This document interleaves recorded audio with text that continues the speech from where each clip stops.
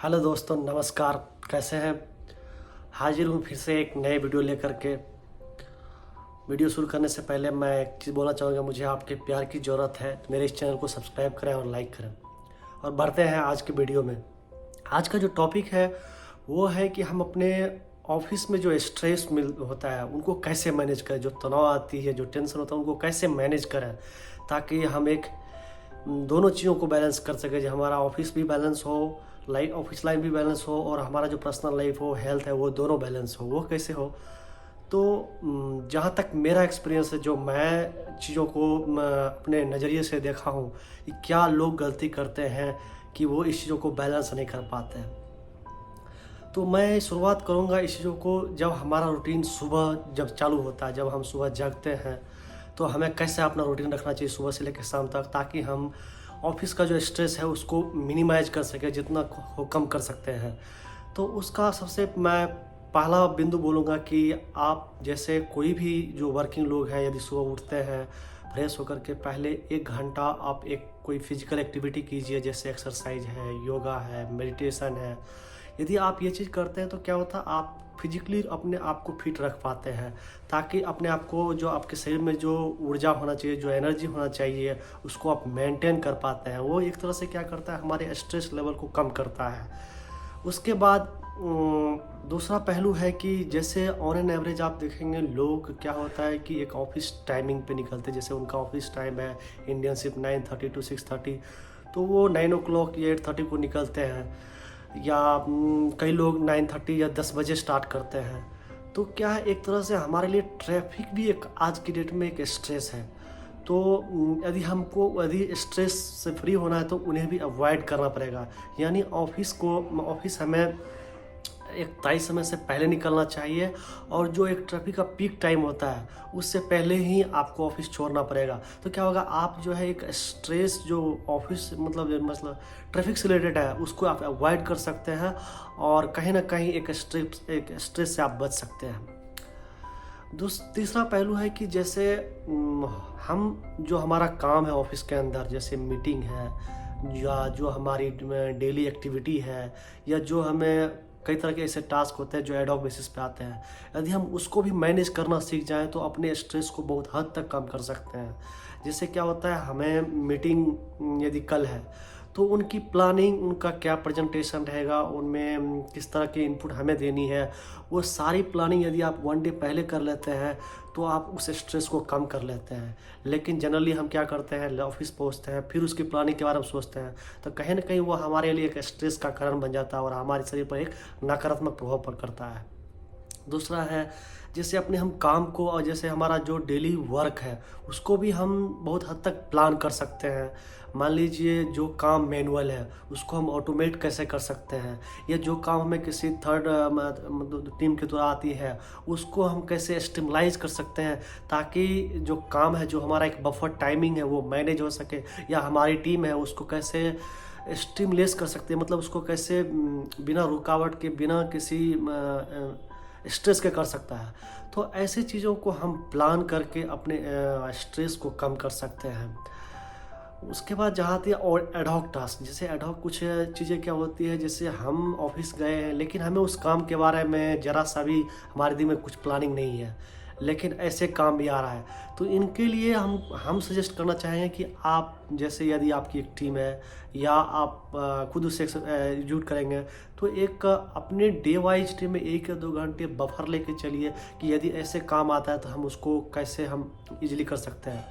कोई भी काम है, किसी भी टीम से काम आती है तो उसको आप ऐसे कर सकते हैं कि एक डेडलाइन रखिए। मान लीजिए हमने कोई काम कभी आ रहा है, मान लीजिए उन्हें ज़रूरत है बहुत जल्द ही, लेकिन बाकी टीमें आपको इस तरह से प्रेशराइज कर सकती है, लेकिन आप उसे एक प्रोसेस में ला करके एक टाइम सेट कर देंगे, तो क्या होगा कि नेक्स्ट टाइम वो उस टाइम फ्रेम को फॉलो करेगा और आप पे वो स्ट्रेस नहीं आएगा। और क्या होगा, एरर आने की संभावना, जो हम गलतियां करते हैं जिस वजह से हमें बाद में परेशानियां झेलना पड़ती है, उस चीज़ों को हम मैनेज कर सकते हैं।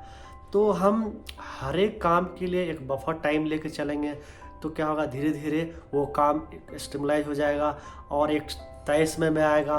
तो ऑलमोस्ट हमारा जो मैक्सिमम काम रहेगा हमारे लिए काम आने से पहले हमारे पास बहुत टाइम रहेगा उसे यूज करने में। तो इस तरह से हम उस स्ट्रेस को भी मैनेज कर सकते हैं। चौथी चीज़ आती है कि हमारा जो डाइट्स है। आज के दिन में जो ऑफिशियल लोग होते हैं, कहीं ना कहीं वो फिजिकल एक्टिविटी, या आप बोल सकते हैं कि वो ऐसे लोग जो फील्ड में काम करते हैं, या ऐसे लोग जो फिजिकल एक्टिविटी जैसे फौज में है जो लोग, या जो लोग जैसे किसान हैं, या जिनका काम किसी न किसी फिजिकल एक्टिविटी के द्वारा होता है, उन्हें कोई परेशानी नहीं होता है। लेकिन जो ऑफिशियल लोग होते हैं, खास करके वो जो ऑफिस में बैठ कर कंटिन्यूसली 8 घंटे 6 घंटे 9 घंटे जो भी काम होता है करते हैं, उन लोगों में कहीं ना कहीं कुछ ना कुछ एक्टिविटी जो है वो फिजिकल एक्टिविटी में कमी रहती है। तो ऐसे लोगों के लिए एक प्रॉपर डाइट्स को भी फॉलो करना चाहिए। खास करके जैसे मान लीजिए आपका जो लंच टाइम है, लंच टाइम पे प्रॉपर जाएं। तो बहुत लोग क्या करते हैं कि लंच का टाइमिंग मान लीजिए 1 से 2 है, तो वो 3 से 4 बजे लंच करते हैं, 3 से 4 बजे तक भूखे रहते हैं, या कहीं ना कहीं किसी काम में उलझे रहते हैं। तो डायरेक्टली इनडायरेक्टली वो हमारे शरीर को इफ़ेक्ट करता है, और हमें एक स्ट्रेस से रिलेटेड प्रॉब्लम हमारे शरीर में देता है, जो कि हमें किसी न किसी बीमारी का कारण बनता है। तो कहने का तात्पर्य हमारे शरीर को जो प्रॉपर डाइट्स चाहिए, चाहे मॉर्निंग का ब्रेकफास्ट हो, चाहे आफ्टरनून का हो, चाहे इवनिंग्स का स्नैक्स हो, जो उसको हमें प्रॉपर प्लान करना चाहिए, ताकि जो हमारे शरीर में रिक्वायर्ड एनर्जी है वो बना सके, ताकि हम फिजिकली मेंटली सही से काम कर सकें। कभी क्या होता है कि यदि हम काम करना चाह रहे हैं, लेकिन इंटरनली हम स्ट्रांग नहीं है, इंटरनली हम फिट नहीं है, वो हमें जो एनर्जी चाहिए, जो कॉन्फिडेंस लाएगा, वो हमारा डाइट से ला सकता है। यदि हम उसको अनबैलेंस करेंगे तो कहीं ना कहीं वो हमें हमारे काम पर हमारे स्ट्रेस लेवल को बढ़ाएगा। तो उसे भी आज की डेट में मैनेज करके चलने की ज़रूरत है। उसके बाद चीज़ें आती है कि जैसे हम काम करते हैं, तो हमें हर एक 1 आवर पे 5 मिनट का कुछ ना कुछ ब्रेक लेना चाहिए। क्या होता है कि यदि हम ब्रेक लेते हैं तो फिर से हम एक एनर्जेटिक होते हैं, या जो हमारा शरीर का एक थिंकिंग लेवल है वो फिर से रीजनरेट होता है, और हम अपने काम को हम सही से अंजाम दे पाते हैं। तो इसलिए काम की जब आपका काम लगातार है, वहाँ पर ब्रेक लेने की आवश्यकता है। यदि आप ब्रेक नहीं लेंगे तो आपको तो तुरंत वो एहसास नहीं होगा, लेकिन धीरे धीरे वो आपको एक बड़े स्ट्रेस में, बड़ी बीमारी में वो कन्वर्ट हो सकता है। ऐसी चीज़ें। उसके बाद जैसे हम काम करते हैं, तो यदि हमें काम समझ में नहीं आ रहा है, कुछ डाउट है, तो ऐसी चीज़ों को अपने कलीग से शेयर करें, डिस्कस करें, या जहाँ क्रॉस टीम से भी समझने की ज़रूरत है तो बिल्कुल उनसे पूछें, हिचके नहीं। तो यदि हम कभी कभार क्या करते हैं, खुद से हमें डाउट रहता है, लेकिन फिर भी हम वहाँ पे जहाँ डाउट रहने के बावजूद भी उसे हम शेयर नहीं करते हैं, तो क्या होता है, कहीं ना कहीं वो उस काम में कुछ ना कुछ एरर की संभावना हो जाती है, और डायरेक्टली इनडायरेक्टली वो हमारे स्ट्रेस का एक कारण बन जाता है। तो हमें अपने काम को शेयर करना चाहिए। यदि हमें समझ में नहीं आ रहा है तो एक दूसरे से पूछना चाहिए। उसके बाद जैसे हम एक जो ब्रेक होता है, लंच ब्रेक, उसके बाद आप लोगों से मिलें, बात करें।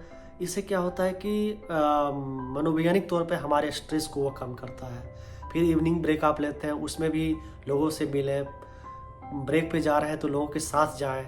आप कुछ ना कुछ अपने प्रॉब्लम को शेयर करें, जो आप चैलेंज फेस कर रहे हैं। तो क्या होता है, यदि आप चीज़ें शेयर करते हैं तो आप जहाँ तक आपको वो समझ में नहीं आ रहा है, लोगों से शेयर करने से वो चीज़ें आपको बहुत हद तक अंडरस्टैंडिंग मिल जाती है कि हमें कैसे उस काम को करना चाहिए। तो ऐसे तरीके से आप जो है अपने ऑफिस की जो स्ट्रेस है उसको कम कर सकते हैं, और एक हेल्दी लाइफ जी सकते हैं, और अपने काम को, अपने हेल्थ को, दोनों को बैलेंस करके अच्छे लाइफ जी सकते हैं। ये रहा आज का वीडियो। Thank you. और ये वीडियो यदि आपको अच्छा लगता है, इस तरह का जो हमने वीडियो बनाया है और जो हम बनाते हैं, तो मेरे इस चैनल को सब्सक्राइब करें, लाइक करें, ताकि मैं फिर से एक नई वीडियो लेकर के आपके सामने हूँ। Thank you.